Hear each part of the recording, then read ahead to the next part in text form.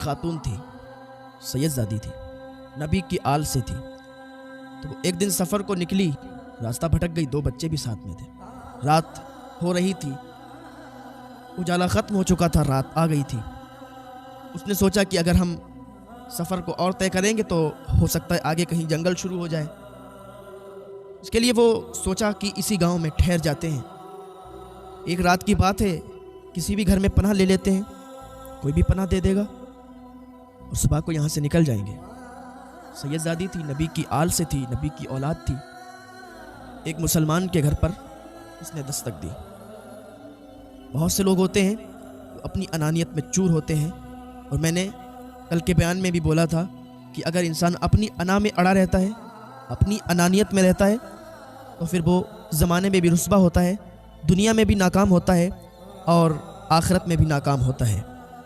ये सैयदजादी एक मुसलमान के घर गई, दरवाज़ा खटखटाया, अंदर से आवाज़ आई, कौन? इसने कहा कि हम एक खातून हैं, रास्ता भटक गए, हमने सोचा कि इस गांव में किसी के घर पनाह ले लें, तो आपका घर नज़र आया, करीब था, तो आप मुसलमान हैं, आप हमें अपने घर में पनाह दे दीजिए। मेरे 2 छोटे छोटे बच्चे हैं और मैं नबी की आल से हूँ, नबी की शहज़ादी हूँ।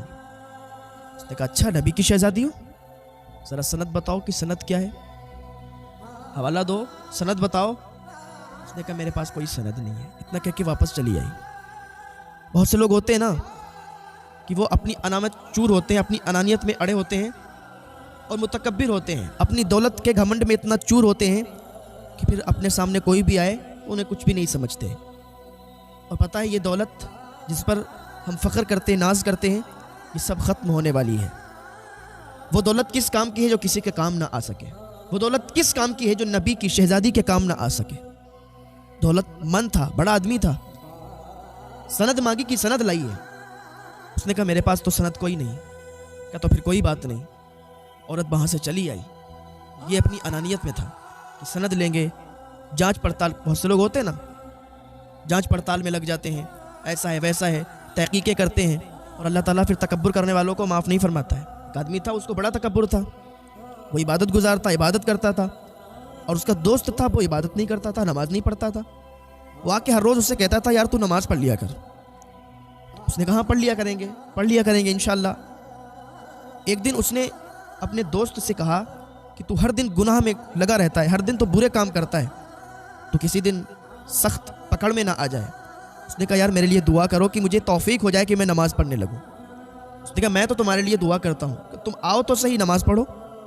तो एक दिन वो आबिद जब गुजर रहा था रास्ते से, तो उसने अपने उसी गुनहगार दोस्त को देख लिया। वो एक गुनाह कर रहा था, शराब पी रहा था, और शराब पीते हुए उसने देख लिया। करीब गया, जाने के बाद कहा तू शराब पी रहा है? मैंने तुझे कितनी बार रोका लेकिन तू नहीं माना। अल्लाह की कसम खा के कहता हूँ कि अल्लाह तुझे कभी माफ़ नहीं फरमाएगा। इतना कहना था उसका कि अल्लाह की कसम खा के कहता हूँ कि अल्लाह तुझे कभी माफ़ नहीं फरमाएगा, तू गुनाह कर रहा है। अल्लाह तो बड़ा करीम है, रहीम है। अल्लाह ताला ने उस ज़माने के वली को इल्हाम किया कि जाओ इससे कह दो, ये कौन होता है मेरे बंदे पर यह पाबंदी लगाने वाला, ये कौन होता है मेरे बंदे से कसम खा के कहने वाला कि अल्लाह इसे माफ़ नहीं फरमाएगा।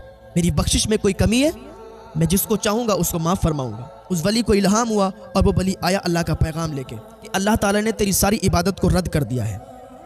तूने ये क्यों कह दिया कि अल्लाह की कसम तू कभी माफ़ नहीं किया जाएगा?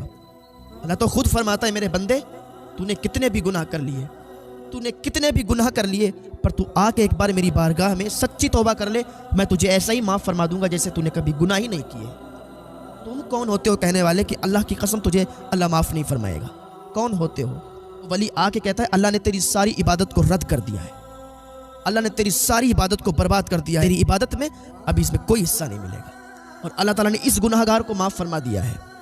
तो कभी भी इंसान को अपनी अनानियत में नहीं रहना चाहिए, कभी भी तकब्बुर नहीं करना चाहिए, क्योंकि तकब्बुर करने वाला बर्बाद हो जाता है। तो वो सैयदजादी वहाँ से चली आई और एक पारसी के घर पे गई, आग की पूजा करने वाले के घर पे गई। जाने के बाद कहती है मैं नबी की शहज़ादी हूँ, नबी की आल से हूँ, रास्ता भटक गई थी, 2 छोटे छोटे बच्चे हैं, इनको भूख लगी है, इन्होंने खाना ही नहीं खाया। हम गए थे अभी एक दरवाजे पर, उसने मना कर दिया, सनद मांगी, मेरे पास सनद कोई है ही नहीं, تو اس پارسی نے کہا ارے سند مانگی، کہا مجھے معاف فرمائیں، آپ نبی کی آل سے ہیں، نبی کی شہزادی ہیں، آئیے آپ میرے گھر آ جائیے۔ اس نے اپنی بیٹی سے کہا کہ بیٹی وہ ایک کمرہ صاف کر دو، خالی کر دو، اس میں نبی کی شہزادی آئی ہوئی ہے، نبی کی بیٹی آئی ہوئی ہے، ایسا کمرہ ریڈی کر دو کہ اس کو تکلیف نہ ہو، کیونکہ اس نبی کے کارنامے اور اس نبی کے چرچے اس نے بھی سنے ہوئے تھے، اس نبی کی باتیں اس پارسی نے بھی سنی ہوئی تھی کہ وہ نبی کتنے سچے ہیں، وہ نبی کتنے اچھے ہیں، سب سے اعلیٰ و والا ہمارا نبی، سب سے بالا و والا ہمارا نبی، اور کون دیتا ہے دینے کو منہ چاہیے، دینے والا ہے سچا ہمارا نبی۔ وہ پارسی کہنے لگا وہ تو ایسے ہیں کہ ان کے دروازے سے کوئی خالی ہاتھ لوٹ کے ہی نہیں آیا، وہ تو ایسے نوازنے والے ہیں کہ اگر ان سے کوئی مانگے تو پھر خالی نہیں واپس آتا، تو ان کی بیٹی آئی ہے تو اس کی عزت کرنا ہم پر فرض ہے، ہم اس کی عزت کریں گے اور اس کی عزت میں کوئی کمی نہیں رہ جائے۔ اس نے اپنے گھر والوں سے کہا کہ جلدی سے کھانا تیار کرو، اس کی بیوی نے جلدی سے کھانا تیار کیا، اور نبی کی شہزادی آئی ہے، کوئی عام عورت نہیں آئی ہے، کوئی عام خاتون نہیں آئی ہے، نبی کی گھر کی بیٹی ہے۔ اس نے بہت عزت کی اور بستر لگا دیا، بچے سو گئے، وہ سب صبح ہوئی تو ادھر رات کو اس نے خواب دیکھا، ادھر یہ انسان سویا جس نے دروازے سے بھگا دیا تھا اور کہا تھا سند لاؤ، یہ رات کو جب سویا نا، سونے کے بعد اس سے خواب آیا کہ سارے لوگ جنت میں جا رہے ہیں، وہ نبی کی شہزادی بھی جنت میں جا رہی ہے اور یہ بھی جنتیوں کی لائن میں لگا ہوا ہے۔ دروازے پر پہنچا، جب اندر داخلہ ہو رہا تھا نا، اندر داخل ہو رہا تھا تو فرشتے نے کہا بھائی سند لاؤ۔ کہا کیسی سند؟ میں تو مسلمان ہوں، میں نے عبادتیں کی ہیں، میں نے نمازیں پڑھی ہیں، میں نے تو ہر کام کیا، روزے بھی رکھے ہیں، حج بھی کیے ہیں۔ کہا سند کیا ہے؟ سند لاؤ پہلے پھر اندر جاؤ گے۔ جب فرشتوں نے سند مانگی تب یہ ایک دم چونک گیا، خواب سے بیدار ہوا تو پسینہ پسینہ ہو گیا تھا۔ اس نے سوچا یار میں نے نبی کی شہزادی سے سند مانگی تھی۔ اب یہ اٹھا اور اس شہزادی کو ڈھونڈنے لگا، اس نبی کی آل کی بیٹی کو ڈھونڈنے لگا کہ کہاں ہے وہ۔ ڈھونڈتے ڈھونڈتے ڈھونڈتے ڈھونڈتے اسی پارسی کے گھر پہ پہنچ گیا۔ پارسی کے گھر کا دروازہ کھٹکھٹایا، وہ اندر سے باہر نکل کے آیا۔ کہا کیا بات ہے، صبح صبح آ گئے؟ کہا میں بس یہ جاننا چاہتا ہوں کہ ایک خاتون ہے، وہ نبی کی شہزادی ہے، میں نے سنا ہے کہ آپ کے گھر میں ٹھہری ہوئی ہے۔ کہا ہاں میرے گھر میں ٹھہری ہوئی ہے۔ کہا میں مسلمان ہوں، تم پارسی ہو، اس نبی کی شہزادی کو آپ میرے یہاں جانے کے لیے کہہ دو۔ کہا پھر کیوں کہہ دوں؟ اب تو بات ختم ہو گئی نا، آپ نے منع کر دیا تھا، آپ نے سند مانگی تھی۔ کہا یار میں نے خواب دیکھا تھا رات میں، بڑا متکبر انسان تھا، رات کو بھگا دیا، سند مانگی، اب جب خواب دیکھا تو صبح میں اس کو لینے کے لیے آیا۔ پارسی سے کہنے لگا میں نے خواب دیکھا تھا، میں جنت میں جا رہا ہوں، لیکن فرشتوں نے مجھے اندر داخل نہیں ہونے دیا، فرشتوں نے مجھ سے سند مانگی، تیرے مسلمان ہونے کی کیا سند ہے؟ میں یار ان کو سند نہیں دے پایا، میں سمجھ گیا کہ میں نے نبی کی شہزادی کا دل دکھایا ہے، میں نے نبی کی شہزادی سے سند مانگی، تو اسی لیے مجھے فرشتوں نے وہاں سند طلب کی کہ پہلے سند لے کے آؤ تب جنت میں جانے کو ملے گا، تو میں اس کو لینے کے لیے آیا ہوں۔ پارسی نے کہا اب نہیں جا سکتی۔ کہا کیوں؟ تم پارسی ہو، میں مسلمان ہوں، اور تم اپنے گھر پہ پناہ دیے ہوئے ہو، کہ تمہیں معلوم نہیں ہے کہ جنت میں صرف مسلمان جائیں گے؟ نے کہا مجھے معلوم ہے، پر پارسی میں تب تھا، اب تو میں مسلمان ہو گیا ہوں، کیونکہ جو تو خواب دیکھ کے آیا ہے وہی خواب ابھی میں نے دیکھا ہے اور وہی خواب میں دیکھ کے آ رہا ہوں، لیکن بات اتنی تھی کہ تو باہر رہ گیا اور میں جنت کے اندر چلا گیا، کیونکہ میں نے نبی کی شہزادی کو اپنے گھر میں جگہ دی ہوئی ہے، تو نے تو جنت کو دیکھا ہے خواب میں، میں تو حضور کو دیکھ کر آ رہا ہوں، حضور نے ہمیں بشارت دی ہے اور خود کلمہ پڑھا کے ہمیں مسلمان کیا ہے، ہاں ہمیں جنت کی بشارت دی ہے۔